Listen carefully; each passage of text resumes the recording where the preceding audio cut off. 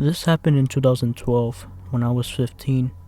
There was a youth center in my city that used to do annual camping trips to Sweden. Me and my two friends, Sarah and Michelle, decided to go. The camping ground was set with an office and a kiosk at the entrance, and all of the caravans and tents behind it. In front of the office was a giant parking lot that you would have to cross to get to the showers and bathrooms. The office was located in one corner and the bathrooms in the opposite corner furthest away. There were 3 male teachers with us on these trips, all in their mid-20s.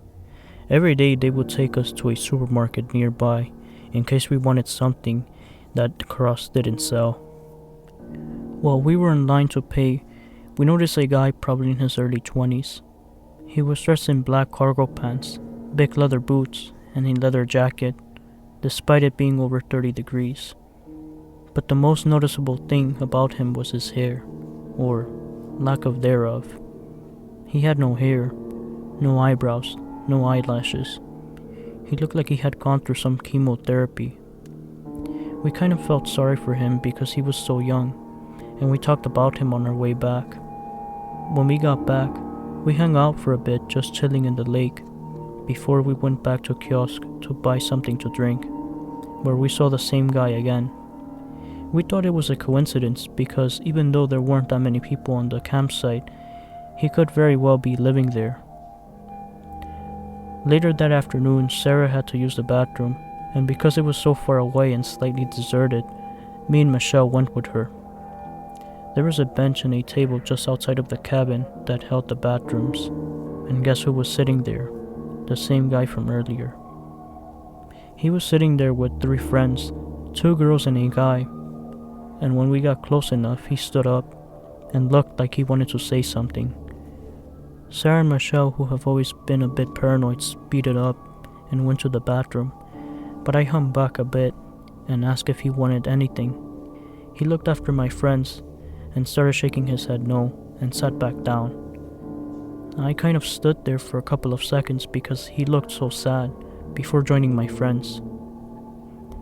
Me and Michelle sat in the changing room adjacent to the bathroom, and after a couple of minutes, one of the girls from outside came in and started talking to us in Swedish. Even though the Scandinavian languages is so similar to each other, it can still be hard to understand. So we spent a couple of minutes explaining that we weren't Swedish before she started speaking in broken English. She told us that her friend, the bald guy, was very shy, and if we just wanted to speak with him for a couple of minutes. Now, we were 3 girls in a foreign country, and he was at least a couple of years older than us. We didn't want to speak with him, and we told her this. She was talking to us for more than 20 minutes. In the beginning, she just wanted us to speak with him. Then she wanted one of us to go to his tent with him. Then she asked us to sleep with him. At this point, she was very frantic and kept switching from Swedish to English, so it was kind of hard for me to understand. But she said in Swedish, "You just need to sleep with him. If you don't do it with him, he'll do it to me." At this point, Sarah was finally done on the bathroom and came out to see what was happening. The girl looked like she was about to cry and left the room. Sarah wanted to see who it was, so we all looked out of the little window, and I'm so glad we did. We saw the girl say something to the guy. He looked over at the bathroom door, slammed his fist on the table, got up and walked over to the door. We didn't know what to do because he was blocking the only exit, so we all went to the little bathroom and locked the door. We heard the guy knocking on the door to the changing room, and we all held our breaths. After a while, he knocked again, but we kept still and quiet, not even moving. After a while, we heard the door open, but he was clearly trying to be quiet. He slowly walked towards the bathroom door, and all we could hear was the heavy sound of his boots on the floor. He sat down just outside the door, and just sat there. For 45 minutes, we could hear his heavy breathing on the other side of the door. For those 45 minutes, we didn't care about how much noise we made. He already knew we were there. We tried to find a number for the Swedish police, but we didn't have any service on our phones because we were in a different country and we didn't have our teachers' numbers. so we couldn't call them. So we just sat there panicking for the most part. Suddenly he got up, kicked the door, and walked outside again. We were dead quiet and didn't move for another 10 minutes. Scared that he was trying to lure us out, all of a sudden the door opened again, and we could hear someone fumbling with something. Either keys or some tools. We were afraid that he had found something to open the door with, but then we remembered that there was a little box that you would put money in to get to the shower started. We asked who it was, and someone responded the janitor or something. I was kind of shocked, so I didn't listen properly. We took a chance and slowly opened the door, ready to close it again quickly if it was him. The man on the other side wasn't the same guy though, as he was at least in his 60s. We asked him if he saw the other guy, and he told us that he had told him to leave, as he had seen him leave the girls' changing room. We thanked the man and started walking towards the office, where we met the owner, and she quickly got our teachers there. We were all very shocked, so it was very hard to get the words out of us, but in the end, we managed to tell our teachers what had happened. All the teachers were outraged, and 2 of them immediately left to see if they could find the guy. That night, the police came to talk with us and told us that sleep with in Swedish means the exact same thing as it does in English. And the fact that the girl said that he was going to do it with her really showed his intentions.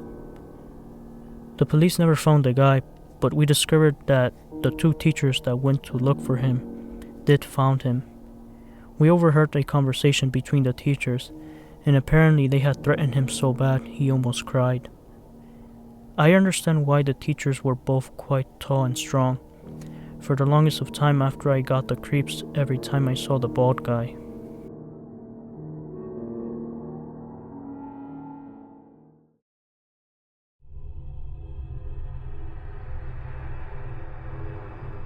This happened 2 years ago, August 11, 2018, and since the anniversary just passed, I thought I should finally share this story.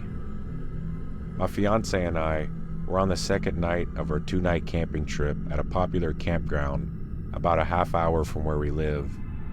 For reference, my fiance is black. We live in a predominantly white, conservative, and racist area. This is important later. On our first night, we kept hearing noises in the woods around us. The campsite right beside ours to the right was occupied, but the one to the left was not. The campsites are about 150 yards apart, and we had camped here in the exact same plot the year before. Needless to say, we were familiar with the area and the various kinds of animals that live in the woods. The first night, we heard shuffling around our tent. It was obviously something large moving around. We brushed it off and assumed it was just a deer. Now back to the main event. On August 11th, we spent the day at the Battlefields, a town over, with my family. They had all been invited to join us for the day by my fiancé as a surprise for me while he was proposing to me. We stayed with my family into the evening, about 6 p.m. before heading back to our campsite. When we got back, things were really odd. Someone had obviously been in our tent. Our blankets were thrown around, clothes were on the floor, and my backpack had been rearranged and I was missing underwear. But hey, we were stupid 19-year-olds and decided that since whoever had busted in and left hadn't taken anything important, it was fine and they wouldn't come back. So we set up a campfire and sat out until it was dark, roasting hot dogs and s'mores, smoking cigarettes, and celebrating our engagement. Around 9:30 p.m., we put out our fire and decided to go into our tent for the night to celebrate a little more. Nothing too loud or obnoxious. Immediately after we finished, we started to hear noises outside of our tent again, but this time we focused in. We heard clear footsteps at one point, a man whispering. We looked at each other and our eyes got wide. Something was definitely walking around outside our tent. We were still and completely silent, just listening to the footsteps, and we heard whispering again. Shit, make that 2 men walking around our tent. As if we had the ability to read minds, my fiance said, "I have to go to the bathroom," and I agreed. The bathroom was up the hill from our site. Most people who are on the lower sites like ours drove their cars up to the bathroom. Now here's the part where I still get chills thinking about it. We got up and we were getting dressed. My fiance had just turned on the light in our tent and put his binder on when a man spoke directly to us from right outside the tent. "What are you doing?" I can't even describe how malicious and menacing this voice sounded. It was clearly directed at us, and he said it with a snicker. He was watching us through the walls of the tent. Again, we were stupid 19-year-olds, so we decided just to run for it to the car. My fiance grabbed his pocket knife and his keys and stepped out of the tent. He pulled me with him and we ran like hell to the car. I heard the footsteps running behind us and then turning and running up to another campsite. At the bathroom, we talked over our options. We talked about sleeping in the car or driving into town. Then we had another idea. We drove back down to our campsite and began packing everything into the car. At this point, it was around midnight. We moved faster than I think either of us thought was possible, wrapping up the tent with our belongings still in it and grabbing our folding chairs. We were all packed up in 5 minutes and hopped into the car to leave. I jumped out at the end of the drive and grabbed our nameplate, which had my full name on it, off the post. As we pulled out of the campsite, I saw our assailants for the first time. Stalking through the woods onto the campsite were 2 tall white men. I realized that these were the same men who had been driving past our campsite the whole time we were there, just glaring at us and muttering to each other. One was wearing camo hunting gear, and the other was wearing a Confederate flag tank top. Both were carrying large hunting knives, unsheathed and at the ready. They turned when they saw our car driving away, and the other started to chase it until the other man stopped them. I made eye contact with the man in camo, and he smiled the most terrifying, evil smile at me and shook his head slowly. We drove the long way home, taking all the weirdest and hardest to follow roads, and called my dad so he would know we were coming. When we got home, we told my dad everything, and he shrugged it off as us being paranoid, so I never told anyone else besides all of you now. I'm convinced that to this day, this was going to be a racially motivated attack. The campground was not heavily populated, and my fiance was the only non-white person at any of the campsites. It was no accident that the 2 men who had been shadowing us since our arrival and wore Confederate flags and had one on their truck decided to target the interracial couple. I still get cold chills when I think about how close we were to being killed or seriously hurt that night, and just how lucky we were that our reckless plan to just make a run for it worked. So to those 2 men who stalked our campsite with hunting knives, let's not meet.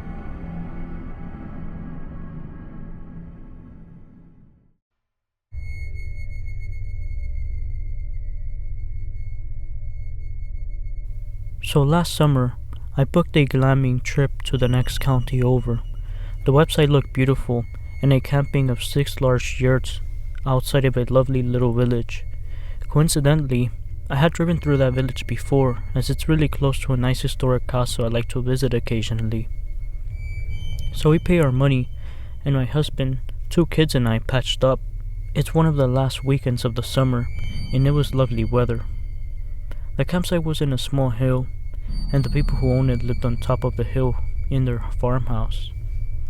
We were checking in on a Sunday for 2 nights, as we were shift workers at the time. We passed other people checking out, and they all looked happy.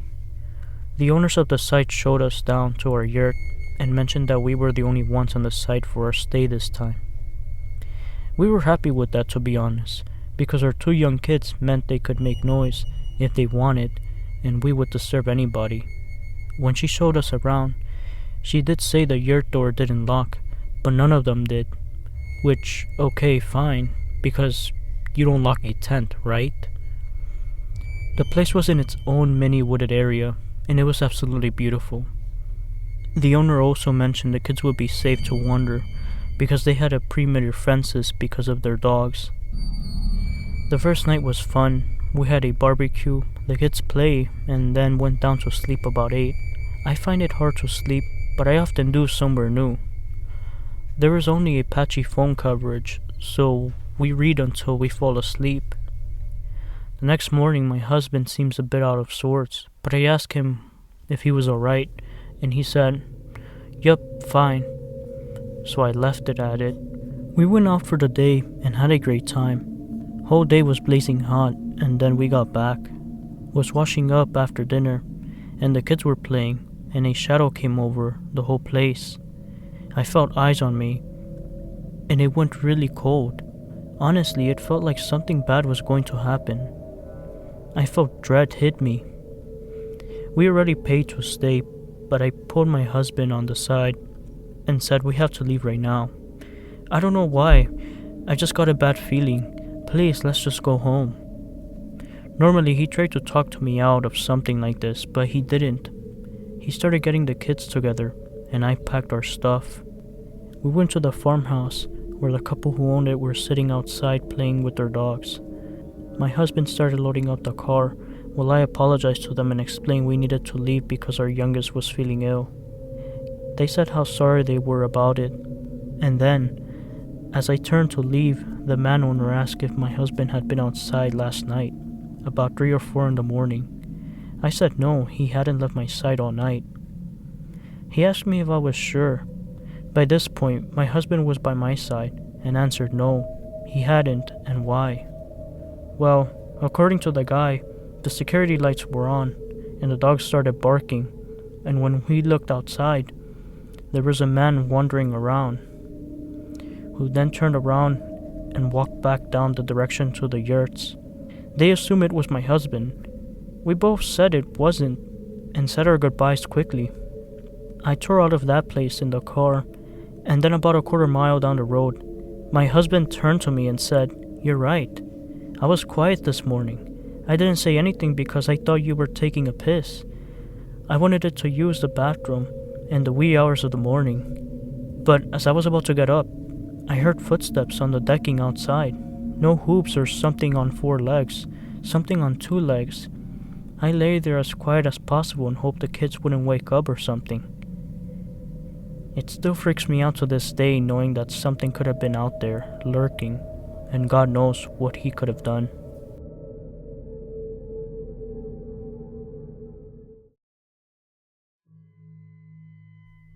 In May of 2009, I had just broken up with my girlfriend of almost 3 years. We had moved from Calgary to Toronto, and we were still stuck living together after the breakup, as we didn't know many people in the city yet. Needless to say, the situation was pretty stressful and upsetting. So when a buddy I was going to school with at the time suggested a weekend camping/fishing trip, I jumped at the chance. He grew up in an area about an hour outside of Toronto called Flamborough. It was really beautiful, loads of lush forest, farmers' fields, and small rivers and creeks. We decided to camp and fish along a creek called Grindstone Creek. It's close to some wetlands, and the fishing is supposed to be great. We ended up setting up our camp in what was probably a farmer's field. I'm guessing it was trespassing on our part, bordered by a gorgeous forest. We spent the evening fishing, shooting the shit, and drinking some quality craft beers. As it got darker, we made a little fire and roasted potatoes and hot dogs. All in all, it was a really good night. We turned in just after midnight. We shared a tent. My buddy fell asleep before me, and I stayed up playing on my phone until probably around 1:30. I must have drifted off, because the next thing I remember was being woken up by a high-pitched yipping type noise. I was kind of groggy, and it took me a moment to fully wake up. The yipping was incessant, and it sounded like a weird coyote. I laid there for a moment, listening, and then started playing on my phone again. The noise was annoying as hell. I tried ignoring it, but it sounded like it was getting closer. Finally, it sounded like it had to be no more than 10 feet from the tent. At this point, I was getting a little unsettled. I had seen coyotes in Calgary before, and I thought of them as pretty harmless. They never looked much bigger than a smallish dog. But what if this one was rabid or something? What if it could smell our food? I have a pretty bad anxiety disorder, so I'm prone to worrying about these types of things. I nudged my buddy to see if he was awake, and he was. The noises woke him up too.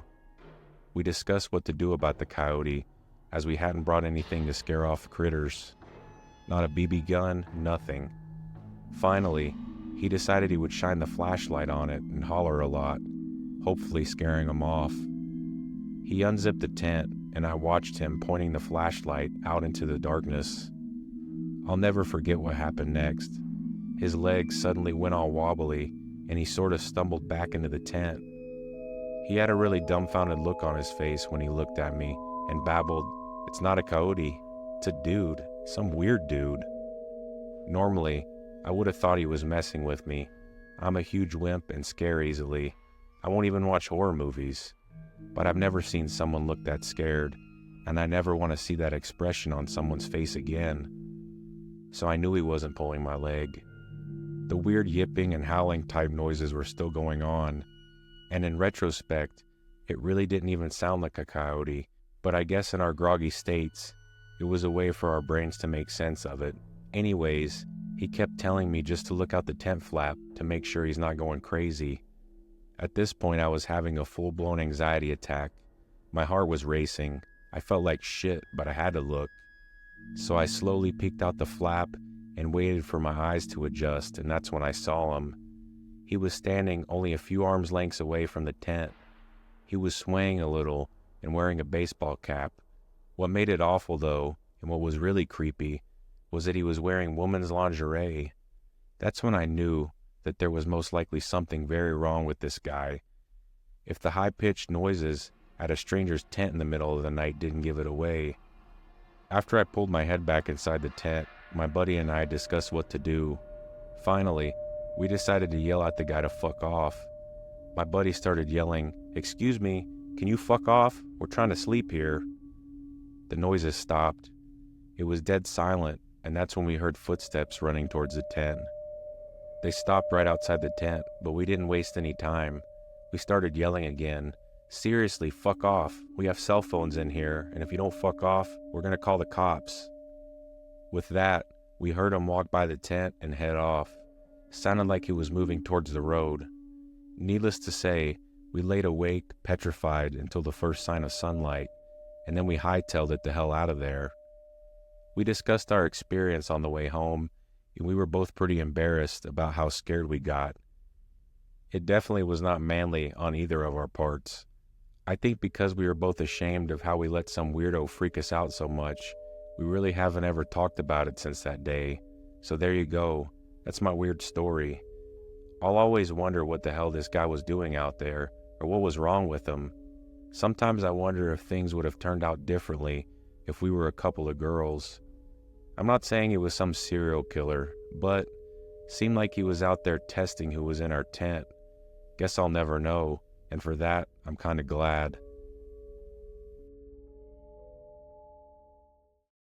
Hey guys, little quick short announcement here. A huge thanks to the Horror Dimension. He's a horror narrator as well, just like me, and he makes tons of videos on his channel. He's really active now, and if you watch his old videos, it's pretty good as well. I'm a fan of him, so obviously it's really interesting to see his videos. I started watching his videos around 2016, but to be honest, I got more into his videos around 2020. Like, that's when I started realizing more horror stories and stuff. So yeah, I mean, definitely check his channel. I'll put a link in the description down below. Check him out. I also have to give him credit for collaborating with me on my channel on this video specifically. Really like how he did an amazing work. So if you're really interested in subscribing to his channel or watching his videos or more content from him, definitely check his channel out. He makes amazing video content, especially for me, because like I'm a huge fan of him. So like, you know, I watch his videos over and over. Like, I watch his older videos from 7-9 years ago, and like I sometimes rewatch it from time to time because that's how interesting his videos are, you know. So it's really amazing. I also want to point out to one thing. So, assuming you saw the title of this video, you're probably wondering plus one story plus bonus story of the end of the video. I'm pretty sure you saw the title. Well, it's a true personal horror story that happened to me. It's nothing related to camping, but I hope it fits with this criteria. It has nothing to do with camping, unfortunately, but it's a true horror story that happened to me literally last year. It was in October. I think it was October 14. It was like on a Wednesday. So basically, I was getting ready for my math class. I was in my house. I was getting ready for my math class to go to Calculus 1. And during that time, I had a math class from, like, it would start at 12 to 1:40, somewhere around there. So it was like an hour and 30 minutes. I will take the one train to a station near my house. There was like a train. It was like the one train or something like that near my house. And I would be in the station. So I got in the train and sat adjacent to like a wall. There was like a wall. There was like a chair and it's adjacent to the wall, like in the left. So I sat there. And there was like this man. He was like a tall, skinny black male, probably in his phone or something. I don't know. And uh yeah, he was like, I really didn't got any bad vibes from him, but I felt something was wrong. I don't know what it was, but I felt something was wrong. There were not many people in the train. There was like a few people on the train, but I didn't really pay attention to that because like I was just on my phone watching Lazy Masquerade videos. Definitely check him out as well. But anyways, on to the story. So, I think it was like 2 stations or 3 stations ahead, I believe. 3 stations ahead, I think. That's when he started, like, he was like pacing around, like really weird. He was standing up, pacing around, and then a station more, he sat close to me. Now I found this weird because, like, remember, the train was almost completely empty. There was only like 4 or 5 people in the train, 6 including myself. So there weren't that many people. And he sat close to me. And so, like, I was like, okay, maybe he just didn't want to sit there. You know, sometimes people do that, right? So it's kind of normal, at least where I'm around. So he sat there, and, you know, I didn't really thought anything of it until, like, a second later. He said something, but I couldn't understand because I had my AirPods on and the train was really loud. It was like moving, so I couldn't like really understand what he said. So I took off my AirPods and I can make out a little, like, his sentence. He said, "Give me your wallet or I'm gonna kill you." And at first it kind of blew me off. Like, you know, I didn't really, like, how can this be? Like, you know, this is something really, like, you know, it was just so surreal. It was like, it didn't even make sense. I told him to repeat himself, and he said the same thing. And that's when I started panicking. I was like literally hyperventilating, and it was just so scary, to be honest. And so all I did, gave him a $10 bill, and he left. So that was good. But he had something in his hand. He was like putting his hand on his pocket or something. I think he had like a blade or something, but I honestly didn't want to know, to be honest, but it was really, really scary. And so after that, after he got off, I got off the next station. And so by the time I got off, I was shaking. I was about to cry, like literally.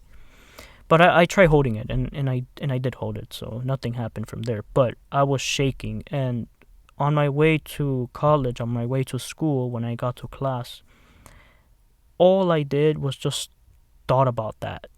Like, that was so surreal. Like, oh my god, what the heck just happened?